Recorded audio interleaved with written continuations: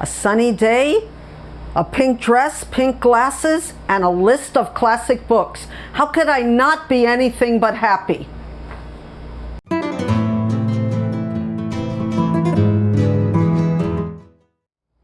Hello, book friends. I'm so excited to be here today. I'm Marilyn Maya, and welcome to my channel, or welcome back if you've been here before. In my previous video, I had a lot of good feedback about the essential books you must read before you die, according to Readsy, which is a writing website. So I decided to go to do part 2 today, even though I have a lot of other videos to film, like my Victober, and a lot of people on BookTube have been asking me, are you doing a Victober TBR? And I said yes, but I really want to do this part 2 first, because it's important to me to go a little deeper into the books that I'm talking about when they're classics, because you never know who's watching you. There might be, you know, a youngster out there, you youngins, who might not want to read these books. I know that I have only read like 2 of these books myself. So I wanted to do a little bit of a deeper dive into them. So let's get started. Now, these are 22 books, and I'm going to read, there were originally 22 books, but this is part 2. So we start off again with Ulysses by James Joyce. And Ulysses chronicles the appointments and encounters of itinerant Leopold Bloom in Dublin in the course of an ordinary day, June 16th, 1904. Okay, I heard about this book for a long time. I heard about Dubliners and other books that James Joyce read. I haven't read any of them. So I decided to do a little bit of research into if I should read this essential book or not. So I decided not to, but let me tell you why. And if you have a different opinion, I'd love to hear it in the comments. Okay, so first of all, Joyce uses interior monologue excessively. And instead of employing one narrative voice, he radically shifts narrative style with each new episode of the novel. And Joyce's early work reveals the stylistic influence of Norwegian playwright Henrik Ibsen. And Henrik Ibsen, I think he wrote The Dollhouse. I haven't read that play either, but I think I watched an adaptation of it on PBS a long time ago. So I read an article by Leo Cookman, who says this about why we shouldn't read Ulysses. And he said, my friend, an academic, argued that everyone should have the chance to read Ulysses, and I wholeheartedly agree. But why anyone who doesn't have a degree in literature or an academic rationale for doing so would is beyond me. All human life is here, indeed, but for most people, they get enough of the real world in their daily lives. Enduring the slog of reading an admittedly brilliant but long, obtusely written novel is not an attractive proposition, and I think gets to the core of the problem. So I'm not a literary academic. I don't really like that style of radically shifting narrative style. And I heard it employs different techniques, such as plays and Shakespeare, and it radically, you know, it's a dense read. However, this is just my opinion, and Leo Cookman. But you know, if you have a different opinion, I respect that. But I don't have limited time, not only in my day, but in my life. So I think I'm going to pass on, at least on this James Joyce novel. So the next book, by the way, I'm going to have the cover over here. The next book, The House of Mirth, and it's by Edith Warton. Published in 1905. And I think that I'm going to have a buddy read with another booktuber of The Age of Innocence, which I'm not sure if it was on this list or not. It might have been.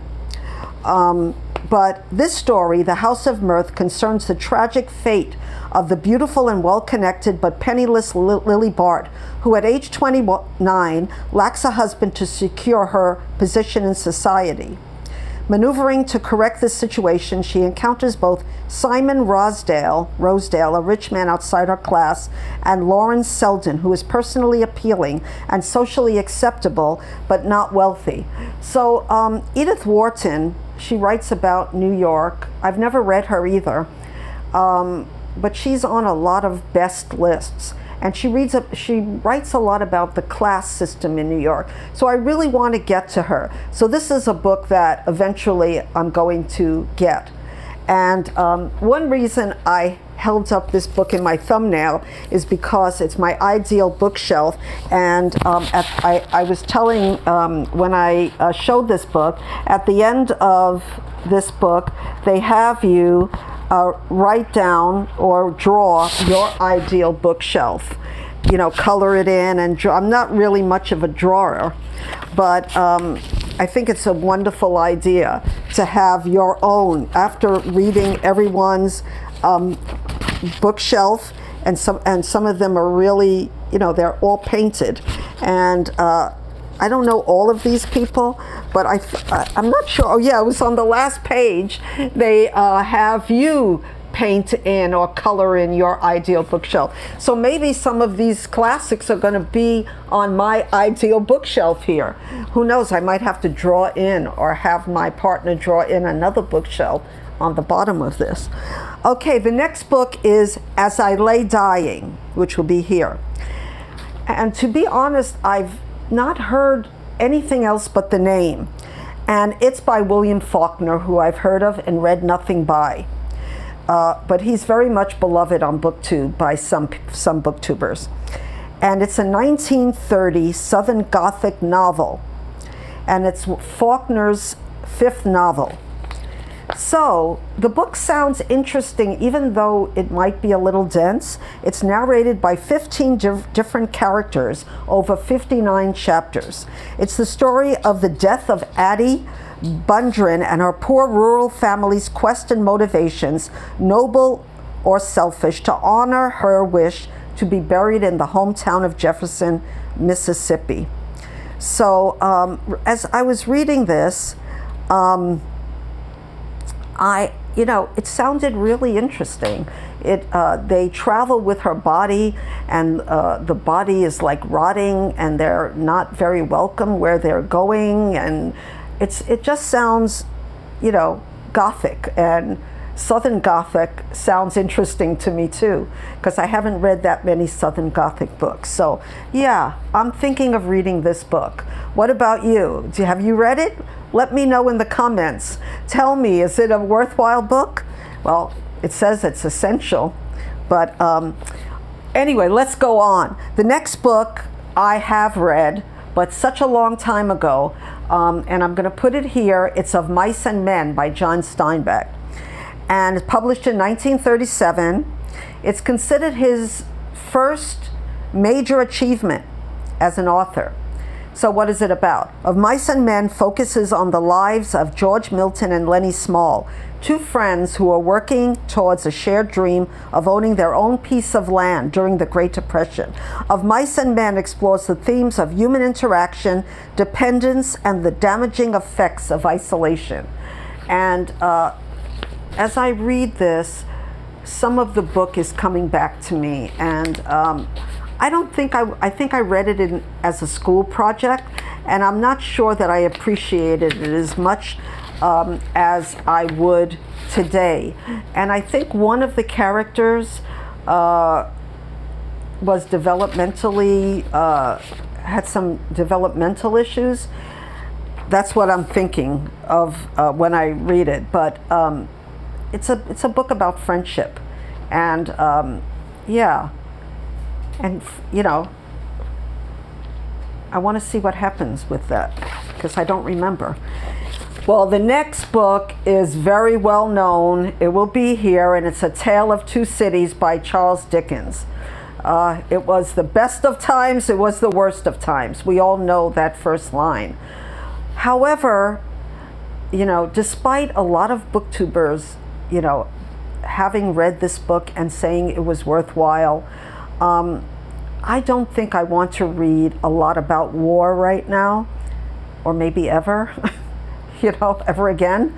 I think that there's more to it than war, and I have some interesting things to say about this book because I did a lot of research. So the premise is, if there is a premise, in London and Paris before and during the French Revolution, it's set. The novel tells the story of the French Dr. Manette, his 18-year-old long imprisonment in the Bastille in Paris, and his release to live in London with his daughter Lucy, whom he had never met. The story is set among the conditions that led up to the French Revolution and the Reign of Terror. Now, so what I read about The Tale of Two Cities, well, what people have said about The Tale of Two Cities is that there's a long cast of characters that you have to follow, and you know, write them down and, you know, get into them, and then it goes into another set of characters, different families. And you know, this is almost like not said on booktube, but I don't like family sagas too much. It has to be something really special for me to get into a family saga. So and with the war, yeah, I think I'm going to pass on A Tale of Two Cities, but I know so many people have said it was worthwhile. People that, booktubers, and that I respect very much. But like I said, I have limited time. It's not going on my bookshelf anytime soon or ever. The next book is The Woman in White, and it'll be here. And I have read this book last October, and I really, really loved it. It's a sensational Victorian novel written by Wilkie Collins, and it was very readable. Wilkie Collins was a very popular he's like a bestseller. He was a bestseller, and I saw why while reading The Woman in White, because it's so easy to get through it, and each part is written by a different character, so we see their different personalities, and he did that really well. So it's his fifth novel, written in 1859 and set from 1849 to 1850. It's a mystery novel. I guess that's why I love it so much too, because I love mysteries, and falls onto the genre of the sensation novel, which I just said. So the story can be seen as a first early example of detective fiction, with protagonist Walter Hartwright employing many of the sleuthing techniques of later private detectives. So like I said, the use of multiple narrators, including nearly all of the principal characters, which makes it really, really interesting, and draws on Collins' legal training.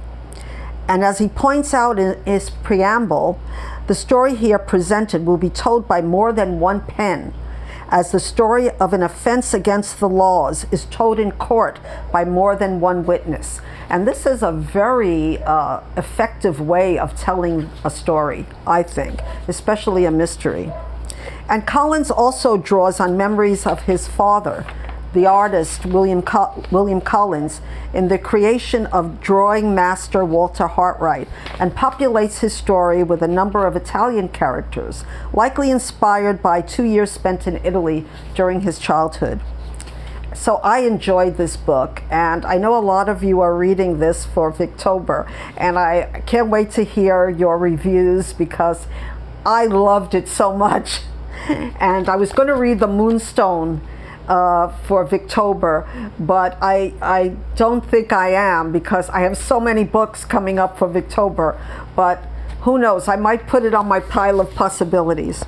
The next book is very divided on BookTube. It's Wuthering Heights, and I found out, I always thought it was by Charlotte Bronte, but it's actually by Emily Bronte, was edited by Charlotte Bronte. initially published, maybe this is part of the, the mistakes that I made, under the pen Ellis Bell. So it concerns two families of the landed gentry living in the West, Yorkshire moors, the Earnshaws and the Lintons, and their turbulent relationship with Earnshaw's foster son, and we know him well, Heathcliff. The novel was influenced by Romanticism and Gothic fiction. So Romanticism was very popular during the Victorian age, and we have all the Lord Byrons, and to put that romantic spin on poetry and art. So and Gothic fiction, kind of scary stuff. So yeah, Wuthering Heights, I loved it, but you can't look at it as a romance story, and it does have problematic bits in it, but I think it's worth it to read it. Okay, it's now considered a classic, of English literature, but contemporaneous views were polarized. It was controversial for its depictions of mental and physical cruelty, including domestic abuse, and for its challenges to Victorian morality and religious and society values. And this was banned book month, so I think I read that it had been banned. And I'm going to go into more of banned books a little bit later in this video. And so we go to a famous banned book that will be here, Lolita by Vladimir Nabokov. I read this book when I was 12 years old. I couldn't have got it from the library, so I'm thinking my parents had this book. And I read it thinking it was going to be salacious. I couldn't understand any of it. So I want to read it again. In fact, I did buy it secondhand, and it's here somewhere on my shelves. So I was lying. I said that it's not on my shelves, that I had none of them. But I'm going to read it because I read more about Nabokov. Some of his, I didn't read any of his books, but he was a very descriptive and beautiful writer. He was a Russian American. So, what is it about? The novel is notable for its controversial subject. The protagonist, an unreliable narrator, a middle-aged literature professor under the pseudonym Humbert, which must mean something, because everything in this book really means something. And it's actually told by somebody else, either a professor or a writer, who's telling us that this man, Humbert, is either on death row or something. So at least you know that he's going to be punished for anything that he does. So he's obsessed with a 12-year-old American girl, Dolores Hayes, whom he sexually molests after becoming her stepfather. Lolita is his private nickname for Dolores. The novel was originally written in English and first published in Paris in 1955 by Olympia Press. He had the hardest time getting this book published. So it was banned many a time. And we're going now into a period of banning books in libraries and schools, and who knows, maybe other places. So what does it say? It can be a deeply uneasy read, but it's beautifully written and pervasive critique of a predatory, manipulative man. In that sense, it's a rather fitting novel for an era where we're exploring the nuances of power and speaking up about sexual abuse more openly. Perhaps today's reader will understand it more than ever before, says Laura Waddell of The Guardian. So, Waddell or Waddell, I'm sorry if I'm pronouncing it wrong, her article was titled Nabokov's Lolita, the latest thing millennials have apparently ruined. So a very clickbaity title for an article. And People keep saying that it would never get past the censorious new generation, rather forgetting its arduous struggle to be printed in the 1950s. So, yeah, so we're getting a lot of books being banned, like I just said. And a lot of books in the past had a hard time being published. And people don't realize that if banning had continued, we wouldn't have all these works of literature. And I'm going to be talking about a lot of banned books coming up. But yeah, I think I will read Lolita. And I think for the language alone, I might get something out of it. I don't know if the story is the main thing in this novel, but I'll let you know how that goes. The next book is A Passage to India, will be here. It's by E.M. Forrster. And it's a 1924 novel by English author Forrster, set against the backdrop of the British Raj and the Indian independence movement in the 1920s. So I saw this movie.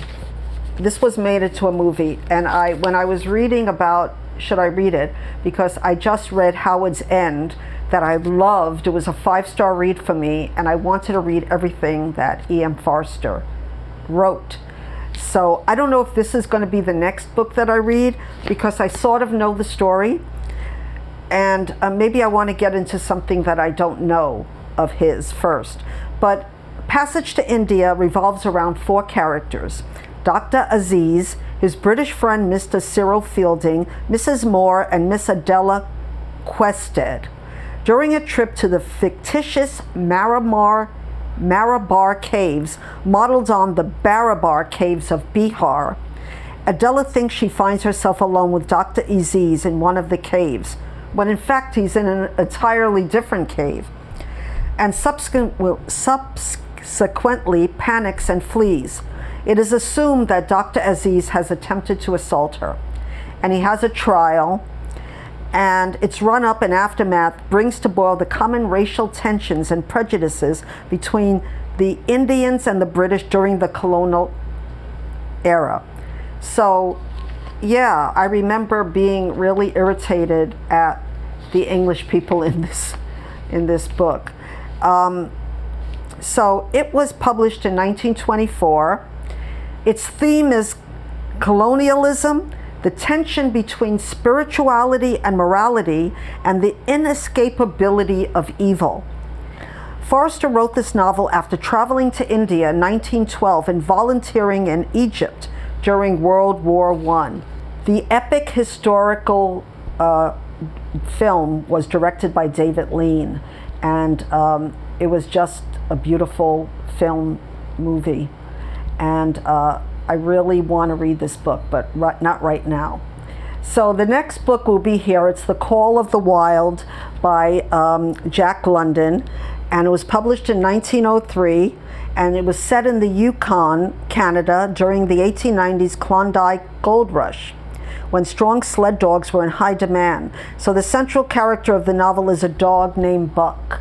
So yeah, I've heard mixed reviews about this book, and I am not putting it on my TBR as of yet, but I'm going to wait for any comments that you might have. Is this a worthwhile book? It's an essential read, but is it my essential read? I don't know yet. So the next book, oh boy, the next book will be here. Margaret Mitchell's Gone with the Wind. There's so much to say about this book. It was first published in 1936, and Atlanta and another place in Georgia during the American Civil War and Reconstruction era. So I read this book when I was 12 years old, and my cousin and I read it together, and we would, after we read a couple of chapters, in those days there was no email, telephone was expensive, so we would write letters to each other about what we read back and forth. So, and yet, even after, it's almost like a buddy read. We had a buddy read, an early buddy read in 1962. However, I didn't realize, this is a coming of age novel as well as other aspects that it brings up about history, about the Civil War. And my cousin and I were both mainly interested in Scarlett O'Hara and Melanie, her friend, and Rhett Butler, and, the guy that she liked, and the guy that she was obsessed with, that turned out, well, in case you haven't read it, I don't want to spoil it for you.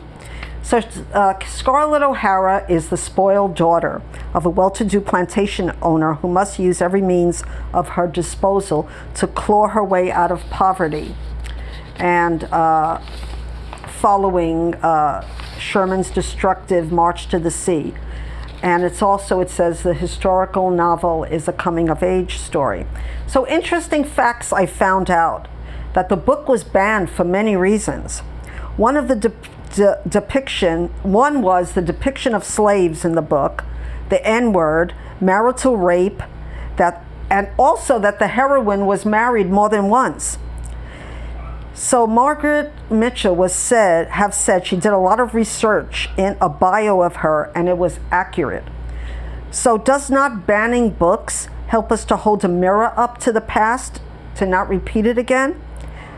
And this was the interesting fact that I found out, that it was banned in Russia until 2004 and called by Russia the American War and Peace, because it reminded them so much of their history. And look at now what we're going through in the Ukraine. So so if those things happen, a lot of people want to ban Margaret Mitchell's Gone with the Wind. And I think it's a mistake, because if it was true at that time that people weren't treated well, there were slaves, and slaves were not treated well. And if Scarlett O'Hara said very bad things about the slaves after during the Reconstruction, that was what people were saying.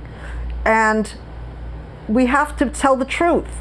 I think the truth is very important.